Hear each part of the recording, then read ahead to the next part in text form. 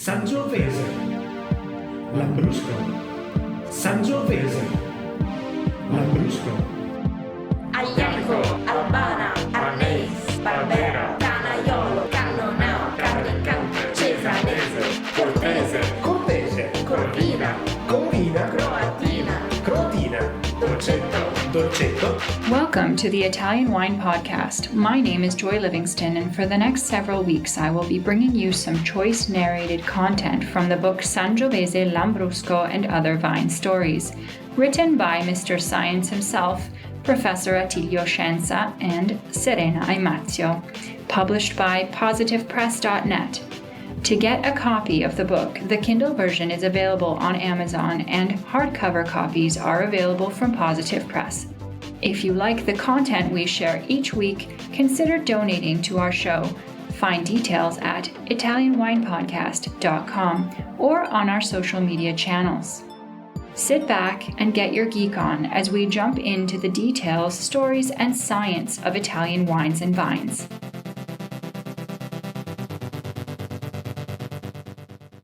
The Great Dynasties of European Wine.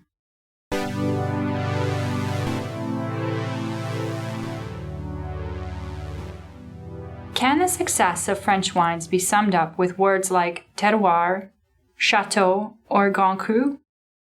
Wines to drink, but also to collect, Bordeaux, Champagne, Burgundy, Loire, and Provence are the most famous areas dedicated to the production of wine, which have always yielded huge fascination by markets and consumers around the world. French viticulture is one that seems unafraid of competition, always succeeding by innovating without ever losing sight of its traditions, rather enhancing it and making it the key message of its promotional communication. But let's take a step back. If we go back to the reality of life in the medieval cities and countryside of Europe, wine consumption was certainly not linked to pleasure or curiosity, but to a conscious choice based on solid rationing. Drinking this alcoholic beverage had the advantage of providing both calories and hydration in a safer and healthier way than drinking regular water, which could often be contaminated by dangerous microorganisms. In a subsistence economy such as this, wine was produced for self-consumption. It was mixed viticulture in which the vine was grown on trees, and that in Italy has remained constant over the centuries, at least until the appearance of American diseases in Europe, phylloxera above all. Mass transit and commercial routes like in Burgundy and the proximity of important Atlantic ports such as Bordeaux and Nantes on the Loire encouraged cultural exchanges with the people who passed through these places, stimulating the creation of new products through increasingly advanced techniques and in response to consumer demands. The ships that left for distant lands, first for the French colonies in North America, then those towards South Africa, loaded with the typical motherland goods, provided a stimulus for the production of wines and spirits due to long navigation times, combined with high cost of transport. These spirits were not only able to withstand months of travel, hence reducing the volume of wine transported, but upon arrival at destination, the spirit was diluted with water, must, and other aromatic substances to create a drink that recalled the flavor of wine. In this scenario, viticulture becomes innovative because of necessity. There is investment in research and the selection of more suitable vines for over-ripening because they are able to accumulate more sugar, produce more alcohol, and are therefore more stable over time and more transportable. And in the enological techniques that allow for the creation of high sugar and alcohol content during the fermentation phase and in the diffusion of distillation. The alcohol produced is mainly used for strong musts and wines.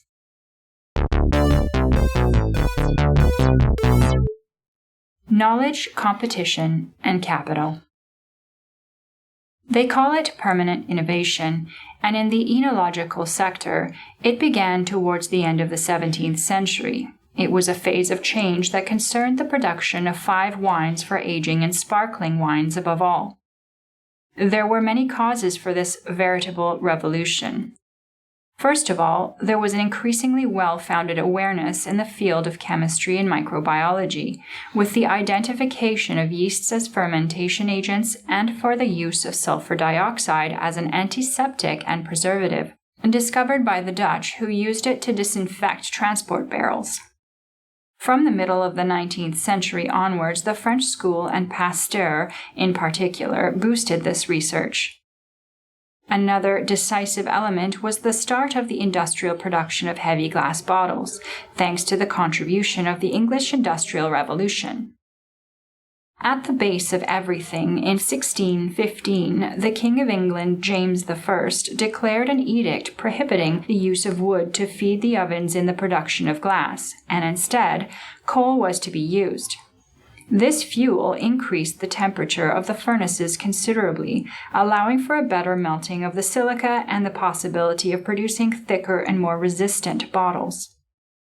This improvement happened also thanks to the skills of the workers in the furnaces, mostly Venetian immigrants who had learned the trade in the glassworks of Murano. The production of champagne, however, could not have taken hold if the cork had not been invented.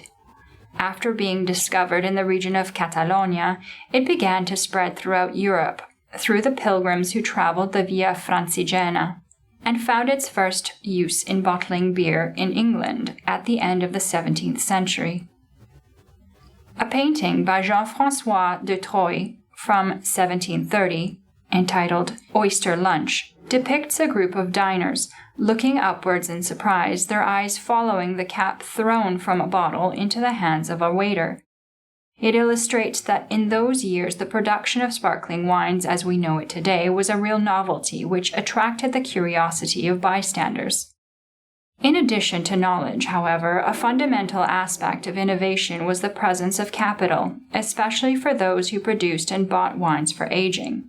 Having capital at one's disposal allowed one to better withstand the waiting times for the aging of wine in cellars. But moreover, a healthy bankroll was the only way to buy bottles and caps well in advance of making a profit through sale. In the 18th century, the English developed the production of wines suitable for transportation and commercialization in the bottle.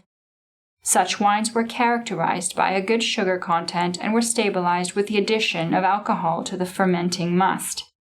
The use of the bottle not only favored transport and prolonged the life of the wine, but it introduced a new aspect to the market, that is, the possibility to store the product. In this way, it became possible to control the evolution of wine over time and manage supply, avoiding price drops due to the need to sell wine immediately because of its precarious stability and lifespan. Finally, the existence of competitive markets stimulated research and the need for knowledge as well as the growth of capital, giving a stable boost to innovation. All this, however, is not enough. For the viticulture of a nation to guide the entire enological world, establishing standards and records of excellence that last the test of time, it is necessary to have raw materials of the highest quality right from the start. We already described Pinot in the previous chapter. Now let's imagine, metaphorically speaking, it is the flag bearer in a large team of champions. This grape is favored above all. It is the symbol of Burgundy viticulture. It has also managed to draw attention to the wines of Champagne and to the Italian sparkling wines, produced with the classic method, such as Trento Doc, Franciacorta, and Altalanga.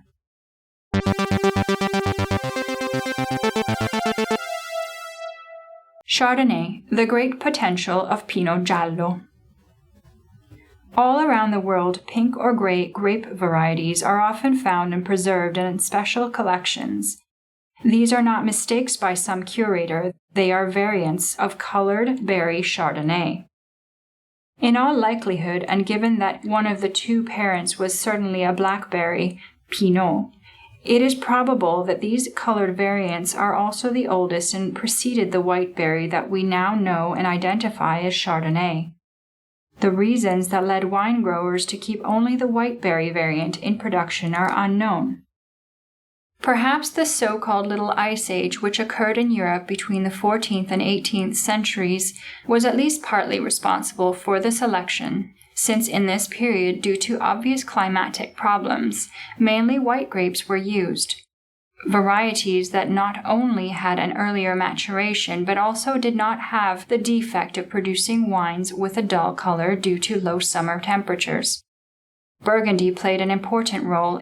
It was a link between northern and southern Europe, especially during the period of great religious pilgrimages.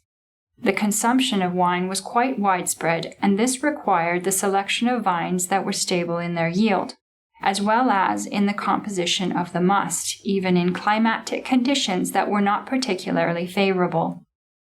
Chardonnay, like many ubiquitous varieties, has an excellent sugar storage capacity, good tolerance to drought, as well as good control of tartaric acidity and synthesis of the aromatic substances which characterize the variety. On the other hand, it is very sensitive to some viruses, curling and crumpling. Flavescence dorée has been added to this list in recent years, as well as Pierce's disease, even if only in California, a disease caused by the same bacteria that destroy the olive trees in Puglia. Since it has a Pinot parent, Chardonnay has inherited an important intravarietal variability that is manifested in the great wealth of clones, different both for the degree of productivity and for its aromatic potential. From a practical point of view, it is possible to distinguish between clones to be used for the production of sparkling wines and still wines to be consumed young or to be fermented in barriques. The great enological interest in this vine is also linked to its ability to interact with the soil conditions and the environment. This gives rise to wines that, while they are able to maintain some sensory elements that make them absolutely recognizable, allows them to be differentiated. They can be faithful and sensitive to expressions of soil with more or less clay or limestone and warm or cool climates, by virtue of the range of characteristic descriptors that no other vine can boast.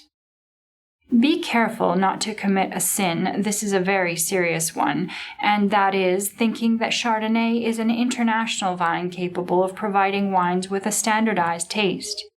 It would mean not recognizing this variety's most important gift, that is, Chardonnay can achieve great environmental mimesis, making its wines effective witnesses where they were produced. The Chardonnay vine arrived in Italy along a different path and often, if not almost always, became so assimilated with the Pinot Bianco vine that it was distinguished by the name Pinot Giallo until the 70s. In Piemonte, one can find it in various collections from the 18th century. In Trentino, it was introduced by the Austrians in the late 19th century under the name of Pinot Chardonnay.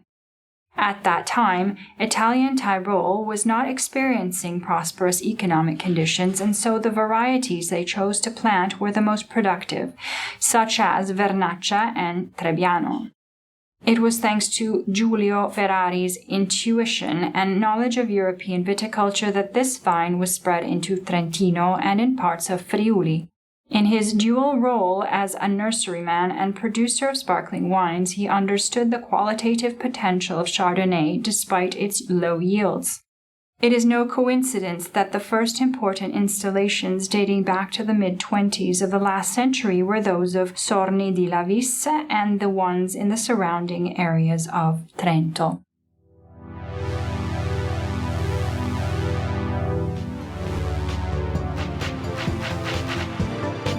Thank you for listening to this week's installment of Sangiovese Lambrusco and Other Vine Stories. We hope you expanded your horizons and gave your brain cells an Italian wine workout. We'll see you again next Thursday, and remember, the Kindle version of the book is available on Amazon and hardcover copies are available from positivepress.net.